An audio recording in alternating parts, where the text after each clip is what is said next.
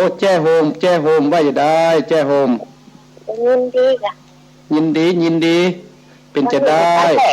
วันนี้เป็นวันแรกฟังแล้วเป็นจะได้จ้าอุ้ยเข้าใจดีเข้าใจดีเนาะฟังถึงวันฟังตึงวันฟังตึงวันเนาะยินดีนะแม่อุ้ยเนอเจริญพ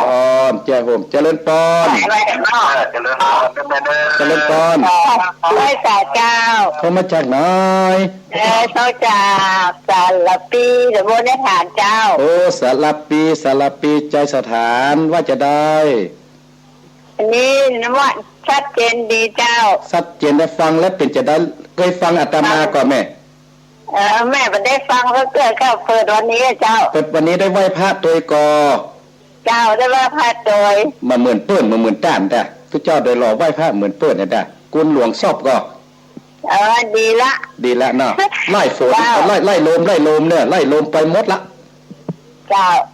ยินดีนะแม่เนอมงคลแก่บ้านนะเจ้าเป็นสิริมงคลแก่บ้านแม่อายุเท่าใดแม่อายุได้78เจ้า78อนุโมทนาให้แม่อายุยืน100 สาวเนอเจ้าเจริญพรสารพีเจริญพรปล่อยสาขันพระโคอันนี้ก็ได้แม่บุญศรีเจ้าทุกเจ้าเนี่ยแม่บุญศรีเจ้าวันนี้คนจะเก็บมะม่วงลูกเจ้าหาน้อยเนอะเก็บมะม่วงขอให้ได้เงินนักเนอะเจ้าไอ้แฟนเจ้าแม่หัวอดวางโทเนอะเจริญพรนะแม่เนอะเจ้าถึงกำลังใจนะเจ้าเนอะไว้ตาเจ้าแม่บุญศรีเจริญพรไว้แต่เจ้าอันนี้ที่ไหนฮะเนี่ยบ้านห้องหลวงเจ้าบ้านห้องหลวงแม่พานแม่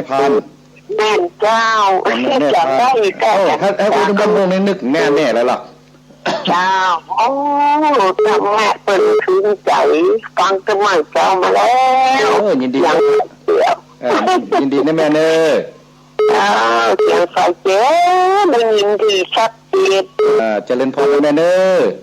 เจ้าไว้แต่เจ้าเจริญพรไว้แต่เจ้าท่านพระครูโอ้จัดเมินว่ามันได้ยินนะท่านพระครูเนาะอยู่ที่ไหนฮะโรงพยาบาลลานาเจ้าแม่พยาบาลหมอน้อยเจ้าลงอยู่ทุกวันกับแม่เจ้าอยู่นี่ทุกวันทุกคืนเจ้าทุกวันทุกคืนกะแต่จะไปลาแนมกันเนี่ยจ้ะไปลาแนมก่อนหรอการผู้เจ้าเนี่ยเป็นอมพระเหลืองไม้กันหลายลูกกันมาลงมาล้านสมมติว่าตุนได้เป็นตุนได้เนาะเจ้าแม่อยู่จันยางแม่อยู่จันยางแม่อยู่จันยางอยู่ละแน่อยู่ตึกใหม่เนี่ยเจ้าอยู่จันทีเจ้ายินดีนะแม่เนอเจ้าเป็นกำลังใจนึกเจอกันแล้วเจ้าเจริญพรสายสุดท้ายเจริญพรเจ้าทำไมจุดที่ไหนอยู่ที่ไหนแล้วนะคะเอาไปที่วัดหนองเหวก็วันเอาชาวเพื่อนก็ลงนั่นแล้วได้แล้วแม่ประกาศไปวันนั้นแล้วแม่ก็หาจะรู้ก็หาพระโคมหาเลยพูดแต่ว่าไม่คำมาเนอเอกอะอาตมายินดีไม่คำเนอไอ้ยินดีหลังแม่ก็ลงนั่นนะเจ้ายินดีแม่เนอมาทุ่มหมันแท้อันนี้กับแม่แบบเนอให้กำลังใจเลยเนอขอบคุณนักเนอเขาหอนทัพพระโคมเลยหอนเลยเจริญปอนเงินได้เข้าไปกันนะโหเนาะเจริญปอนนะแม่เนอเจริญปอนแม่ขามเจริญปอนสายสุดท้ายคุณมาจากไหนแม่มาจากกระดับปูนเจ้ากระดับปูนบ้านยางบ้านกลางเจ้าตำบลหนองแหลมอายุเท่าใดอยู่ใน72เจ้า72ฟังกี่โมงตื่นแต่มื้อตี 3แล้วเจ้ายินดีเนี่ยฟังไปแม่ติดหน้าจะแม่แล้วนะแม่เนอเวลาใกล้จะหมดแล้วเจริญพรนะแม่เนอเจริญพรสถาจัดยมปิดก่อนมิกปิดนิกรรมเนาะปิดก่อนแล้วก็เปิดเนาะอาตมาภาพก็จะได้ล่ำลาจะขึ้น96เนาะล่ำลาไปไหนก็บณีไปไหนนะสถาญาติโยมสถาญาติโยมก็บณีไปไหนก็จะอยู่ที่นี่อยู่ขึ้น91เฮาก็ฟังกับแห่งกรรมเนาะ ก็จะเป็นทรงขยักศรัทธาญาติโยมตอนเช้านี้ก็ดอนแก้วปุ้นสลับดอนแก้วแม่ลินแม่กัญญาก็หลวงพ่อบุญปานเนาะวัดแม่ตุงเดอะสเก็ตประตูป่าจอมยุทธสองแผ่นดินแม่มุกดาบ้านแม่อันนี้ก็อนุโมทนาเนาะ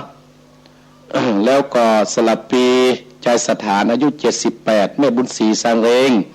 แม่พันบ้านห้องแม่หมอพยาบาลปุ่น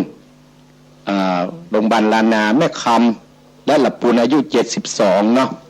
อันนี้อนุโมทนาเนอะสาธุแล้วก็แจ้โฮมอธิโทมาอาตมาภาพก็จะล่ำลาศรัทธาก่อนเนาะบุญใดกุศลใดศรัทธาที่ฟังอาตมาภาพแล้ว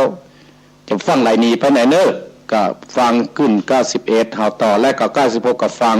ท่านอาจารย์มหาวิษณุจารุธรรมโมต่อเนาะ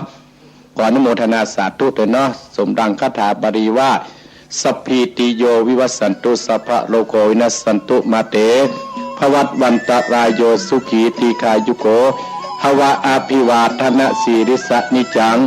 พุทธาปัจจายโนจัตตาโลธรรมาวัฏันติอายุวันโนสุขัง